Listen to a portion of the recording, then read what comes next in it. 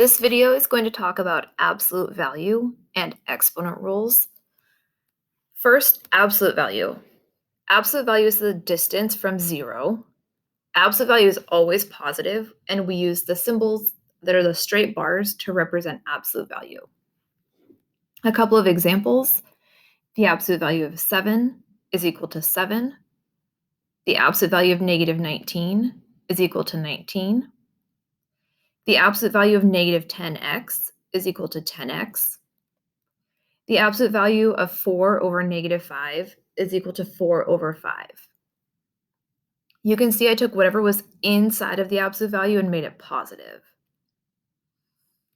Next is the word problem that we finished class with on Tuesday. Casey and Kira rode their scooters from Kira's house 1 mile to the grocery store.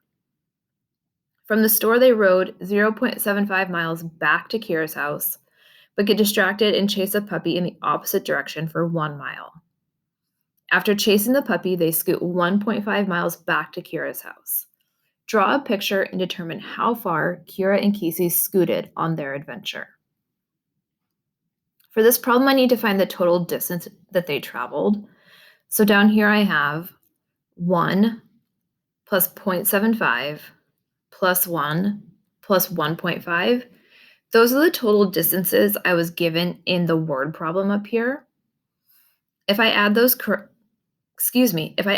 together, I get a total of 4.25 miles that they traveled. Hopefully this helps a little bit with absolute value. We will be talking about it more on Friday also. Next, I have some information about exponent rules. What I've done here is I've written or typed out what the description is of what we're doing for each problem, and then I've included 2 examples. First is product rule. If we have the same base variable, we will add the exponents. So I have x to the 5th times x to the 7th. That's equal to x to the 12th because 5 plus 7 is 12. V squared times v to the 12th will equal v to the 14th because 2 plus 12 is equal to 14. Power rule. If we have a variable inside of parentheses, we will multiply the exponents. First example, x to the 4th power raised to the 5th power becomes x to the 20th power because 4 times 5 is 20.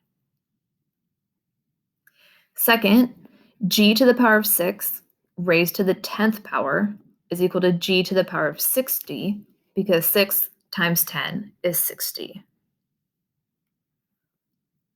Quotient rule. If we have a fraction, we will subtract the exponents. First example, x to the power of 10 over x to the power of 6 is equal to x to the power of 4. Second example, n to the power of 17 over n to the power of 14 is equal to n to the 3rd because 17 minus 14 is equal to 3. Zero exponent rule. Anything raised to the power of 0 is equal to 1. 2 examples here. I have x squared, y to the 6th, raised to the power of 0. That's equal to 1.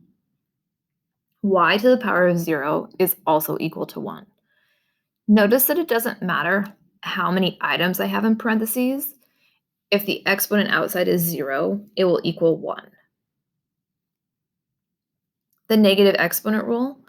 If we have a negative exponent, we make the exponent positive by moving it to the denominator and putting a 1 on top of the fraction.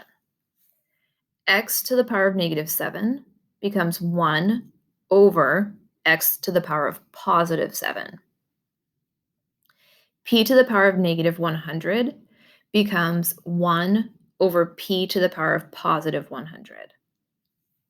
You can use these same descriptions when you work on your project.